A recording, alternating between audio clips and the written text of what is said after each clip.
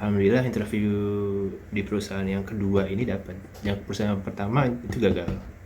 Oh, gagal, Mam. Jadi Gagal. sempat gagal juga ya. Ya Allah, perjuangan banget ya, udah sakit ya kan.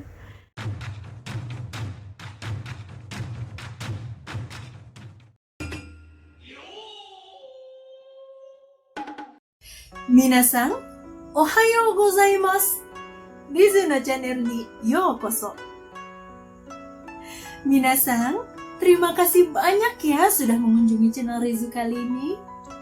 Pada video kali ini, Rizu gak sendirian loh, Minasan. Rizu akan coba berbincang-bincang dengan sahabat lama Rizu yang sekarang tinggal di Jepang, Minasan. Dia sudah tinggal di Jepang kurang lebih 6 tahun loh, Minasan. Pasti banyak banget pengalaman selama ia tinggal di Jepang. Kita bincang-bincang, kita tanya-tanya banyak tentang pengalamannya. Kalau begitu, kita sapa. Imam, how are you? I'm fine, thank you. Ogenki desu ka? Genki desu. Bolehlah, jiko shokai dulu lah, Mam. Kan mungkin banyak nih teman-teman yang nonton di sini masih belum kenal nih sama Imam. Bolehlah di jiko shokai dulu. Silakan. じゃあ皆さんはじめまして、私の名前は、イルバンディ・イマムス・ラジャンですね。長いので、イマムと申します。イマムを呼んでください。すいません。今、日本はもう6年半ですね。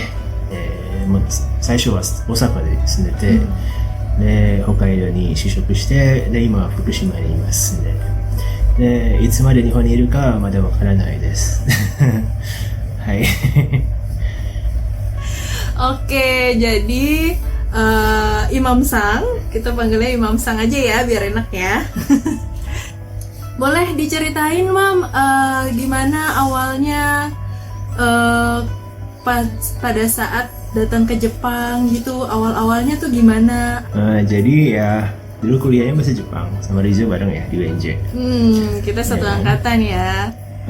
Ya gitu, jadi sempat ke Jepang sama teater Enjuku atau bareng Rizu juga, ya kan? Iya. Terus ya sama dosen waktu itu ditawarin untuk ketemu Rijicho atau ya direktur dari suatu sekolah bahasa Jepang di Osaka. Ngobrol-ngobrol sama Rijicho-sannya itu, terus sama-sama ya interested ya ada diizinin buat masuk ke sekolah bahasa Jepang itu di Osaka. Semua modal sendiri, tapi dikasih keringanan biaya dan segala macamnya sama dia, karena emang sebelum saya ke Osaka itu juga sudah sempat kerja di perusahaan Jepang juga, kan lulus dari jurusan pendidikan bahasa Jepang juga. Udah ada N3 juga waktu itu, ya kan. Ya sudah sempat ada pengalaman jadi penerjemah juga kan, interpreter juga. Jadi dikasih keringanan buat ke Osaka, terus sisanya saya cari sendiri. Saya terus ke Osaka belajar bahasa Jepang sama awalnya setahun rencananya. Di sana belajar sambil ya baito lah, part time. Terus dipanjang lagi setahun lagi. Terus tadinya udah kan sekolah bahasa cuma boleh 2 tahun ya. Iya. Jadi setelah itu antara pulang atau cari job kan. Ya udah iseng-iseng aja cari job gitu kan. Cari job, dapet. Ya udah pindah ke Hokkaido. Wah, Terus, berarti ya, waktu itu dapat stresnya. keringanan biaya ya awal-awal masuk ke Gengo Gakko-nya ya, Iya, ke sekolah betul. Jepangnya. Itu waktu itu keringanan biayanya itu dalam bentuk beasiswa gitu atau langsung ada pemotongan biaya di awal? Jadi keringanan biaya dalam arti itu bayarnya boleh per bulan kan waktu itu. Jadi bayar sekolahnya per bulan. Terus untuk Apato itu digratiskan 3 bulan. Waktu itu kan Apato itu sebulannya sekitar 20-an kalau nggak salah, kalau rame-rame ya 20 yen? 20.000 yen. 20.000 yen. Oh iya. Itu dormitorinya waktu itu dekat dengan sekolahnya atau gimana, Jong? Enggak, lumayan sih, nggak jauh-jauh banget gitu. Naik sepeda Ya 10 menit 15 menitan. 10 menit 15 menit. Itu naik sepedanya itu waktu itu sewa atau memang Imam beli atau bagaimana? Dikasih Desne. kasih teman gitu. Jadi kasih sama teman. Jadi gue ada teman yang udah dari sana. Dia beli kebetulan dia beli sepeda baru kan. Jadi yang lamanya dikasih ke gue gitu loh. Itu waktu itu belajar di sana di Genggo Gakko di sana itu sama nggak yang dipelajarin sama waktu kita kuliah di UNJ? Sama sih sebenarnya. Jadi enaknya gini, kita kan udah lulus UNJ ya waktu itu. Jadi yang dipelajarin di sana kan sama. Jadi kayak ngulang doang. Jadi kalau saya ya, kalau yang lain mungkin tidak gitu karena baru. Untuk saya mungkin kadang udah pernah, jadi kayak ngulang aja gitu. Kan masuknya ada Shokyu, ada Chukyu, ada Jokyu kan. Jadi saya langsung masuk ke Jokyu-nya. Oh, langsung masuk ke Jokyu-nya ya. Kalau misalnya langsung masuk ke Jokyu-nya itu bisa mempermudah kita untuk dapat baito gitu nggak sih? Bisa, baito itu jadi nyari sendiri. Atau dikenalin kalau misalkan bahasa Jepang belum lancar. Tapi kalau yang dikenalin itu biasanya baitonya yang kayak di pabrik gitu, yang nggak ngomong gitu. Jadi yang processing makanan, itu packaging makanan segala macam. Oh, jadi yang lebih banyak di factory gitu ya? Iya, itu biasanya dikenalin sama siapa gitu. Nah, kalau saya kan udah bisa ya, tinggal lancar ngomong aja waktu itu. Jadi nyebatnya alhamdulillah nyari sendiri gitu, dapet. Dulu pernah pas awal-awal gitu di sana pernah ada culture shock juga nggak sih untuk seorang imam waktu awal-awal tinggal di sana? Kalau waktu itu kan kalau kita sama Enjuku kan paling cuma 10 hari ya.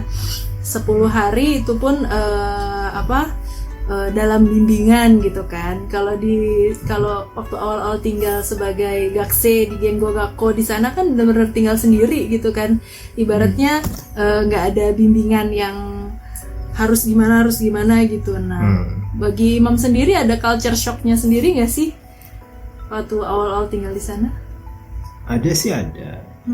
Cuman ya mungkin saya nggak gitu berasa ya, karena emang sudah terbiasa dengan budaya luar mungkin. Jadi sering ngumpul-ngumpul sama orang asing juga kan sebenarnya. Jadi teman-teman di sana juga kebanyakan orang-orang asing sih, orang asing lain gitu, kayak orang dari Amerika, Australia, Spanish dan segala macamnya. Kebanyakan dari situ. Justru teman-teman orang Jepangnya yang agak-agak sedikit. Tapi kecuali teman-teman dari baito sih banyak sih. Tapi yang berteman sampai sekarang itu teman Jepang atau teman dari internasional? Oh, internasional ya. Internasional. Iya, dan secara kan Imam Sang juga ini loh, Minasang, bahasa Inggrisnya bagus banget. Jadi kalau untuk komunikasi dengan orang luar negeri selain Jepang itu lebih mudah ya, Mam ya? Alhamdulillah. Saya bahasa Jepang itu bahasa ketiga sih sebenarnya. Oh. Jadi karena orang Jepang kalau saya bilangin gitu, karena rata-rata kan orang Jepang ngira kalau kita dari negara-negara Asia gitu ya, Asia Tenggara gitu. Kalau datang ke Jepang kan bahasa keduanya bahasa Jepang. Tapi kalau saya bilang bahasa ketiga itu bahasa Jepang, bahasa ketiga kayak kaget gitu. Agak tersinggung gitu nggak? Nggak kan? Enggak sih, setahu saya sih enggak. Cuma atau mungkin lebih di sugoi nih Imam Sang gitu. Ya ada yang seperti itu ada. Cuma ada juga bilang, oh Indonesia bisa bahasa Inggris ya gitu. Tapi lebih bagus sih ya, jadinya pada saat ke Jepang pun bisa temannya juga lebih banyak gitu kan, nggak hanya terkungkung di teman Jepang juga gitu ya, Mam Sang ya. Iya, soalnya kalau saya percaya sih kadang banyak orang Indonesia, nggak cuma Indonesia sih, orang berbagai negara itu yang ngumpulnya di sesama negaranya aja gitu ya, Vietnam sama Vietnam, Indonesia sama Indonesia, Myanmar sama Myanmar, Filipina sama Filipina. Jadi kurang nyatu gitu loh. Banyak yang seperti itu saya lihat sih sebenarnya. Cuma kalau menurut saya itu ya itu mungkin mereka merasa lebih comfortable seperti itu.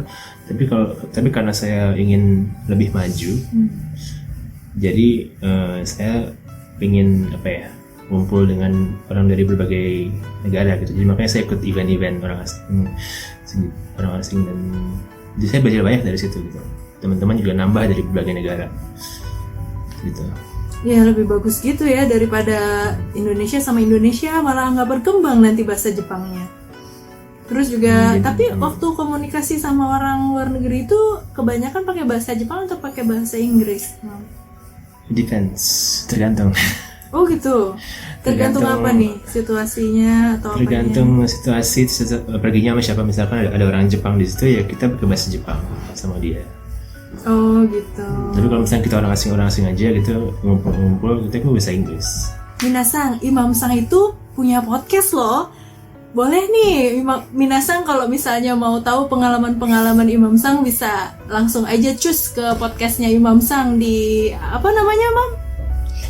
Gaijin Talk 2020. Gaijin Talk 2020. Kenapa tuh ada 2020-nya? Jadi Gaijin Talk pertama itu gaijin kan gaikokujin, slangnya orang asing. Gaikokujin gitu. Terus talk ya we talk di situ ya kan. 2020 itu bukan tahun 2020 ya, tapi karena 20 menit ya sekitar 20 menit lah, nggak 20 menit pas atau lebih dari 20 menit sih. Jadi 20 menit itu bahasa Jepang, 20 menit lagi bahasa Inggris. Bagus ya. Jadi teman-teman semua atau Minasang bisa loh kalau misalnya mau sambil belajar bahasa Jepang juga ya Mami ya. Jadi separuh bahasa Jepang, separuh bahasa Inggris.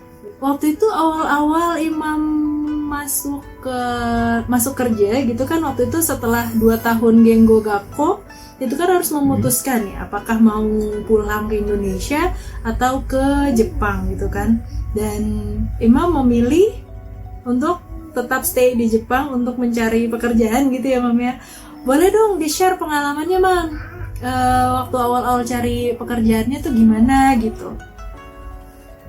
Sebenarnya sih waktu itu pegawai tetap gitu ya. Sebenarnya sih waktu itu ya masih bingung antara balik apa nggak balik, apa namanya coba di Jepang gitu kan. Tapi kan I have nothing to lose gitu. Ya ya udah coba aja gitu. Kita gue ke job fair, waktu itu ada job fair di Jepang ya kan. Datang ke job fair, list ngedengerin seminar dari beberapa perusahaan. Habis itu mereka buka booth tuh. Nah di booth ini ya aku datengin boothnya, terus ngomong sama orangnya langsung gitu. Saya tertarik nih dengan perusahaan ini gini, terus dia ngasih kontak person, terus saya kontak langsung, email-emailan, scheduling interview. Alhamdulillah interview di perusahaan yang kedua ini dapat. Yang perusahaan pertama itu gagal. Oh gagal Mam, jadi sempat gagal juga ya? Ya itu waktu sekali. itu kira-kira gagalnya kenapa Mam? Ada ininya nggak? Imam tahu nggak kenapa gitu? Kayaknya sih karena kurang persiapan juga, itu kan benar-benar pertama kali ya. Jadi pertama kali terus kurang persiapan juga, agak-agak kagok juga pas ditanyain ini gitu ya kan, jawabnya juga masih kagok juga. Terus akhirnya di interview kedua kan udah ada pengalaman gagal yang di pertama nih. Itu interview kedua itu kira-kira 2 minggu setelah yang pertama deh. Yang kedua ini di perusahaan berikutnya. Jadi beda perusahaan ya? Beda perusahaan. Nah belajar dari yang pertama ini, ditanyain seperti ini, jawabnya kemarin seperti ini, kalau bisa seperti ini gini-gini. Ya udah akhirnya coba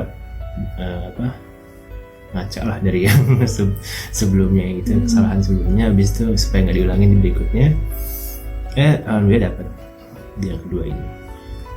Jadi waktu itu awal kalau misalnya sistem di Jepang itu dalam merekrut karyawan itu ada tes tulisnya juga kah, atau psychology testnya kah, atau hanya mindsetsu aja? Tergantung perusahaan sih. Oh, tergantung perusahaan. Tergantung perusahaan, tergantung mereka ngambil dari mana. Kan ada perusahaan yang ngambil dari Daigaku kan ya. Jadi yang mau anak yang baru mau lulus Daigaku nih biasanya udah di scouting perusahaan-perusahaan. Mereka buka job fair di Daigaku ya kan. Terus ada juga mereka yang buka job fair untuk umum di mana gitu kan. Kayak yang saya datangin ini, itu kan udah umum tuh. Kalau yang perusahaan yang waktu itu saya masuk itu interview itu langsung ada tes psikologi. Ada tes psikologi, terus tes tes interview ngomong dengan HR sama kepala dari cabang yang di situ. Gitu. Jadi saya sendiri, mereka bertiga gitu. Oh, rata-rata sih begitu sih memang. Banyakan dikeroyok. Iya. Nah, terus waktu Mensetsu itu masih inget nggak, Mam? Pertanyaan-pertanyaannya itu apaan aja tuh, Mam? Pertanyaannya mereka sih rata-rata ngetes bahasa Jepangnya pasti ya. Cara kamu jawab seperti apa, terus reiginya seperti apa, ini orang sopan santunnya seperti apa, ya kan? Kalau dari pertanyaan sendiri sih ya standar sih, kenapa mau kerja di Jepang, gitu, kenapa kamu mau lanjutin di Jepang, terus ada rencana berapa lama mau tinggal di Jepang, seperti itu, kira-kira 5 tahun ke depan bakal seperti apa gitu, rencana kamu ke depannya seperti apa, terus punya cita-cita apa dan segala macamnya sih. Oh gitu. Kalau di perusahaan Indonesia kan biasanya ditanyain tuh kira-kira gaji yang diinginkan berapa gitu kan. Nah kalau di perusahaan di Jepang ditanyain juga nggak terkait dengan gaji yang diinginkan? Ini sih mereka udah ada nomornya mereka. Udah ada gajinya segini loh gitu. Oh jadi mereka yang menawarkan gitu ya. Mereka yang memberikan pilihan kepada kita kalau gajinya sekian mau atau enggak gitu ya. Iya. Gajinya segini loh. Mau enggak gitu. Jadi bukan kibonya tapi sudah diberikan patokan, tinggal kita pilih mau atau tidak gitu ya. Kibo itu Kiryo Kibo sih ada. Biasanya ditanya sebelum interview ya. Jadi misalkan kalau kayak di job fair kan pasti ngasih CV ya. CV yang dari job fairnya itu mereka kayak kita ngisi form. Jadi form itu jadi kayak CV kita buat di situ, cuman bukan buat CV pas interview. Pas buat interview nanti kita bikin CV sendiri. Cuma kalau yang di job fair ini mereka ngasih kayak CV form dari mereka. Terus di situ ada Kiryo Kibo-nya sih. Kiryo Kibo itu gajinya pengen berapa gitu. Dari segini sampai segini, ya kan?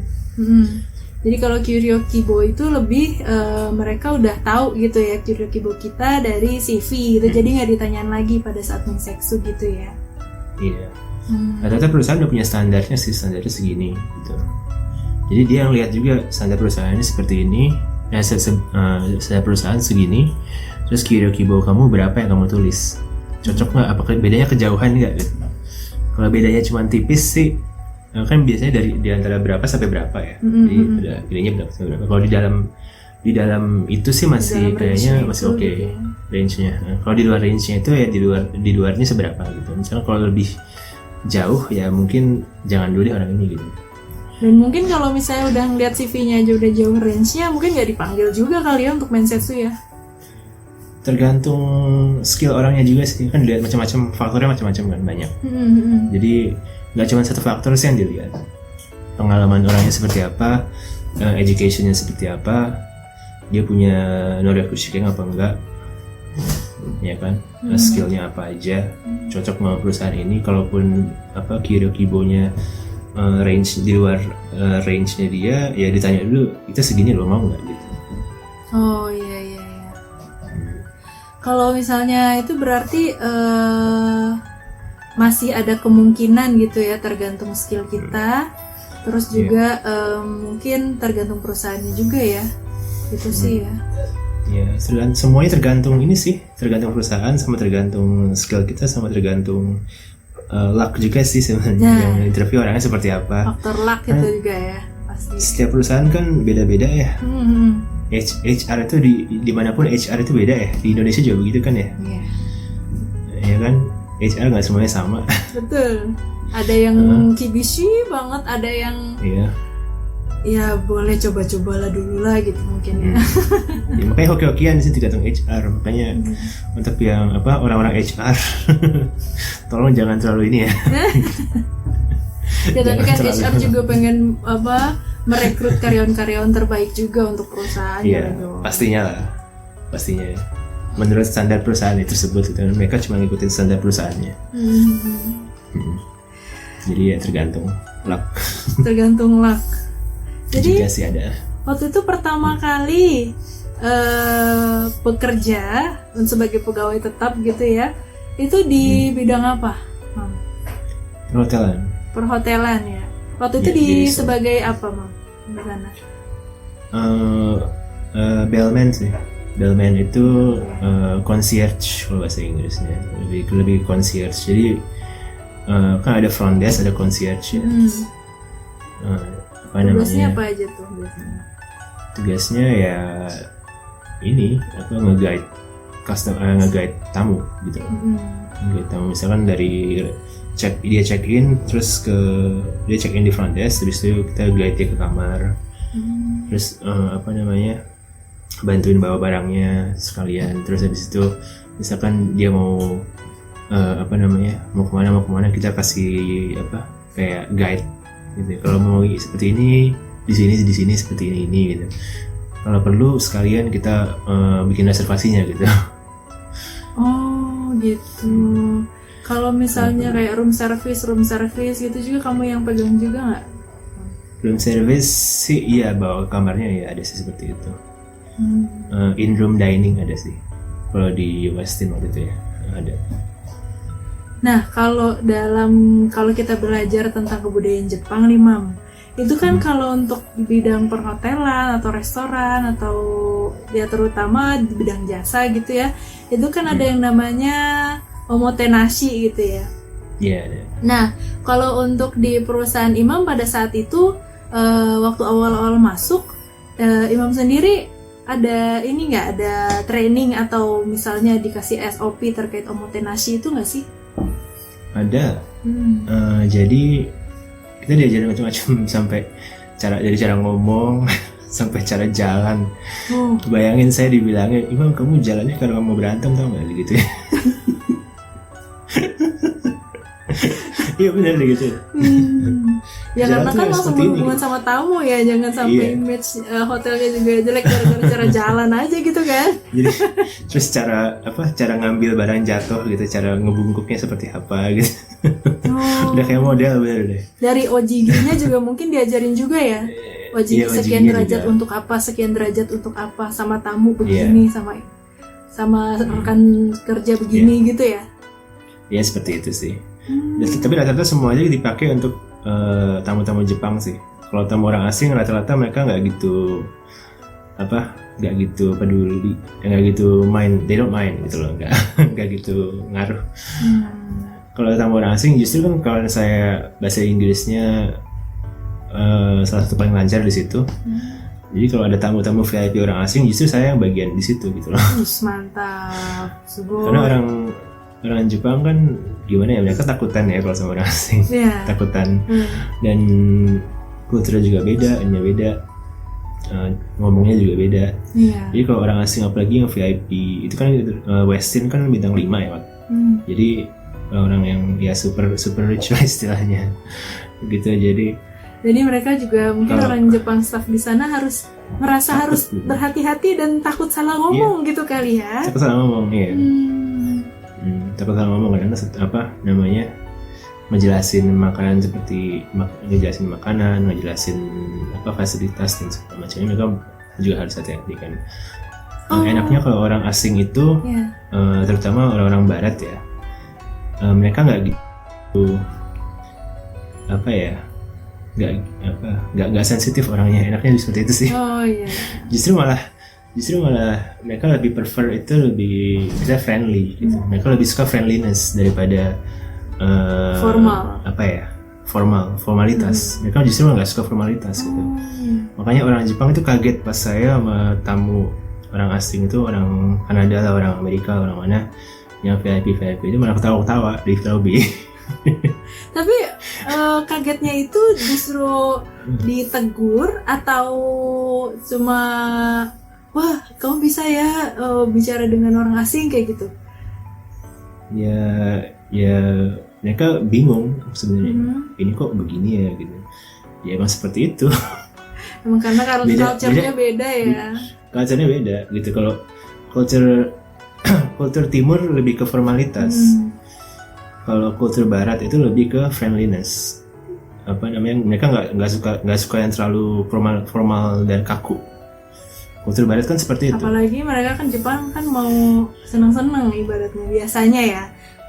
Iya. Karena apalagi keluarga. mau family time atau mereka memang jalan-jalan gitu kan. Iya. Kalau misalnya disambut dengan formalitas lagi mungkin jengah juga kali ya orang asing. Iya, makanya emang saya kan lebih kulturnya lebih ke barat ya, jujur aja ya. Saya lebih kulturnya ke barat daripada ke timur. Ya kan.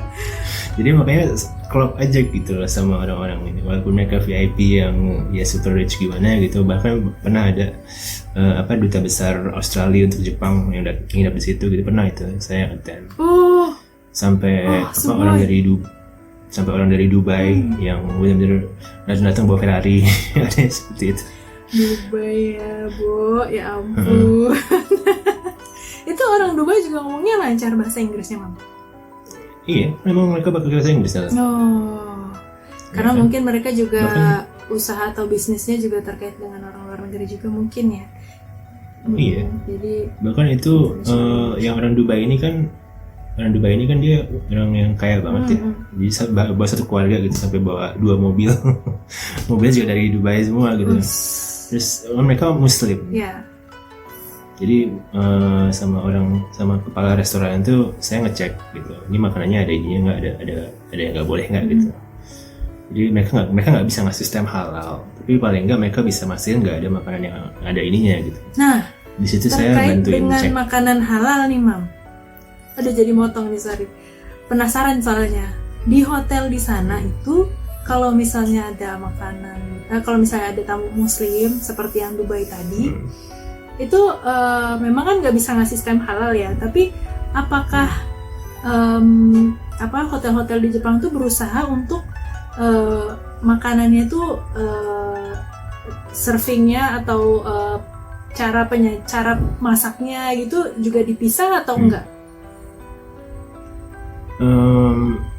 Kalau di resort tempat saya sih enggak dipisah ya, dalam arti beda utensil atau apa, semua digabung. Cuman di buffetnya itu ada gambarnya, ini mengandung ayam, mengandung babi, mengandung beef, ada mengandung apanya gitu, ada telurnya gitu, misalnya yang alergi telur, yang alergi ebi segala macamnya, itu ada stemnya di situ gitu loh. Ini mengandung apa. Cuman kalau khawatir boleh nanya ke staff. Habis itu ntar chefnya yang keluar, ini isinya apa aja gitu. Biasanya kalau sampai kayak gitu saya yang jadi translatornya, saya atau enggak siapa gitu yang bisa bahasa Inggris yang jadi translatornya. Jadi ini ada dibuatnya bagaimana, ada bahan-bahannya apa aja yang termasuk di sini, itu chefnya yang keluar langsung. Chefnya yang keluar, apalagi kalau misalnya tamu VIP ya, mau harus mau keluar chefnya. Iya, itu kan pasti di kitchen kan selalu ada head chef. Head chef kan dia ya, kalau anak-anak pariwisata perhotelan pasti ngerti deh. Kalau ini di hotel itu setiap waktu breakfast, lunch ataupun dinner itu pasti di kitchen itu ada head chefnya. Head chef ini dia yang bikin menu. Jadi dia tahu tahu semua bahan-bahannya apa aja, cara buatnya seperti apa, kan dia yang bikin menunya. Jadi kalau ada apa-apa dia yang keluar. Oh ya. waktu kerja di hotel di Jepang itu dirimu kerja dari jam berapa sampai jam berapa, Mam? Setiap hari kah atau gimana? Shift-shiftan sih. Kalau hotel kan shift-shiftan ya. Ada shift pagi, shift siang, shift malam. Ya kan? Kalau saya sih rata-rata shift pagi sih. Rata-rata shift pagi. Soalnya shift pagi itu biasanya sibuk di breakfast sama check out. Iya kan, breakfast. Kalau breakfast kan suka ada yang ngantri di lobby tuh, kita yang bantuin ini. Terus habis itu ada yang mau check out kan sampai jam 10 ya. Jadi itu sibuk di check out. Terus jam 11 sampai dari jam 11 sampai sekitar jam 2-an itu biasanya waktu tenang di situ. Tenang, soalnya check in kan hour-nya gitu ya. Bukan, check in kan dari jam 3 ya kalau nggak salah. Waktu itu dari jam 3. Jadi yang datang sebelum jam 3 itu kalau kamarnya belum siap, harus nunggu boleh kemana gitu. Kayak barang-barangnya bisa titipin di bellman atau di concierge. Jadi kita bagian ngurusin barang aja kalau ada yang datang. Sama ngasih dia guide mau kemana gitu. Terus ntar jam 3-an dia balik buat check in, kita harus sudah siapin ininya. Seperti pernah itu. Ini nggak, Mam, menerima permintaan khusus gitu nggak sih dari tamu? Apa nih khusus nih? No, bukan khusus yang itu ya. Maksudnya ada nggak sih permintaan yang sampai membuat imam atau staff hotel lainnya tuh bingung atau kerepotan gitu nggak sih? Apa ya? Macam-macam sih sebenarnya. Kayak waktu itu ada yang dia wifi-nya entah kenapa nggak bisa nyambung gitu. Terus saya sampai iniin komputer dia loh, kayak saya pakai komputernya dia, jadi komputer dia saya otak-atik. Iya, bayangin komputernya otak-atik. Wifi sampai nyambung kan alhamdulillah gitu. Terus waktu itu ini orang mau keluar malam, dia mau night drive ya kan, mau driving malam-malam. Orang mana ya, orang Taiwan apa orang mana gitu. Cuman pas keluar ternyata itu kan abis snowstorm ya, abis badai salju. Jadi mobilnya itu tutup salju full. Oh my god, terus gimana tuh? Sampai atap gitu tutup salju. Makanya dia minta tolong kan, tolong bantuin ini mobil saya dong. Akhirnya bawa saya ngambil 2 scope. Jadi saya pakai scope sama guest itu juga bantuin. Jadi berdua malam-malam di parkiran nyekopin mobil. Wah. Ngeluarin mobil dari salju. Yang namanya Hokkaido ya, yang paling dingin di Jepang itu kan. Mau gimana lagi? Nah itu waktu itu dirimu kalau misalnya waktu itu kan ke Hokkaido pasti dingin banget tuh, Mam. Itu dirimu udah biasa atau pernah nggak sih kayak ngalamin situasi yang bikin imam sakit atau apa gitu? Sakit sih influenza pernah ya. Cuman yang lain juga pernah pasti influenza. Kalau karena dingin sih ya nggak terlalu sih alhamdulillah, karena emang saya orangnya aktif ya. Saya suka snowboarding. I love snowboarding so much. Jadi udah terbiasa sama dingin juga. Jadi nggak ada masalah sih kalau soal dingin. Nah kalau misalnya saat sakit itu ke gimana, cuti atau ke dokter sendiri atau gimana? Nah nggak enaknya di situ. Ke dokter sendiri waktu itu. Emang sih kalau minta anterin sama kalau minta anterin sih sebenarnya bisa, cuma waktu orang lagi pada sibuk kan, nggak enak juga kan. Dan dokternya itu agak jauh kan, di kota sebelah. Jadi masih naik bus. Ya Allah, perjuangan banget ya, udah sakit ya kan. Jadi waktu itu busnya Tahu pas mau naik bus itu busnya baru pergi gitu. Bus berikutnya 1,5 jam kemudian gitu. Sama bus kota sebelah kalau jalan kaki kira-kira sejam. Di salju lagi. Lagi fuyu ya? Nggak apa. Iya. Oh my god. Jadi jalanin aja sampai situ. Kayak jalan kaki tuh. Keburu tutup soalnya dia jam 5 tutup. Iya. Jam 5 tutup. Itu yang pas influenza itu. Perjuangan ya, Jadi Mam. iya, makanya nggak enaknya di situ waktu itu. Tapi Kalau sakit di Jepang itu nggak enak. iya, Nggak ada yang ngurus. ngurus. Ya. Nah, ini tentang bahasa lagi nih. Waktu belajar di Gengo Gakko, waktu itu kan di Osaka. Itu kan ada Osaka Bank ya. Nah, itu lebih sering pakai Osaka Bank atau lebih sering pakai bahasa Tokyo atau bahasa sehari-hari? Tergantung. Pergaulannya. Kalau pergaulan, kalau kerja sih nggak mungkin pakai Osaka Band ya. Kalau pergaulan sih rata-rata mereka ngomong bahasanya biasa, nggak ada yang Osaka Band yang medok banget. Biasa orang tua yang Osaka Band yang medok gitu. Nah, kalau anak muda ya paling dikit-dikit aja kelihatan sih Osaka Band-nya gitu. Cuma nggak sampai medok banget gitu sih. Nah itu ya rata-rata teman-teman ya ngomongnya bahasa Jepang biasa. Jadi masih lumayan standar lah ya gitu bagi orang asing Standar. gitu ya. Jadi Standar. nggak perlu terlalu khawatir tentang dialek-dialek khas yang di daerah-daerah sana ya. Kalau Hokkaido ada nggak sih, Mon? Banknya sendiri? Ada sih Hokkaido Band ada, cuman orang jarang make. Karena kesannya kurang bagus kalau make itu gitu. Oh gitu. Jadi kayak kurang sopan atau kurang apa gitu? Kurang pendidikan katanya sih. Jelek juga ya. Iya gitu. Makanya jarang ada yang make, kita bercanda gitu. Kalau misalnya Osaka Bank yang paling melekat buat Imam tuh apa? Ya nandean ya seperti itu. Nandean ya. Itu apa? Nandean. Artinya apaan sih gitu ya? Ya kayak gitu lah, apaan sih? Kalau Hokkaido Bank ada yang Imam tahu nggak? Biasanya apa kalau akhirnya pakai B. Kayak yang paling berkesan buat Imam selama 6 tahun di Jepang itu apa? Snowboarding sih. Snowboarding ya. Ya paling demen, that's my favorite sport now. Tapi cuma bisa pas winter doang dan nggak bisa di Indonesia, nggak mungkin bisa. Dakara Tokubetsu desu ne. Jadi spesial gitu ya. Iya, bahkan sampai bisa lompat. Kan ada ramp tuh buat lompat. Ya, waktu itu lompat rame-rame itu. Seru. Terus balapan sama Jazz, sama teman-teman dari Kanada. Tapi biasanya yang kalau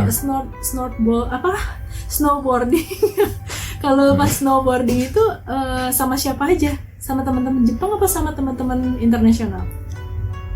Dua-duanya sih. Dua-duanya. Campur-campur. Ada teman-teman dari Jepang, ada dari Taiwan, ada dari Australia, Kanada, macam-macam ya. Speed answer dari Imam nih. Ada 2 pilihan. Nanti Imam pilih speed answer untuk salah satu dari pilihan itu ya.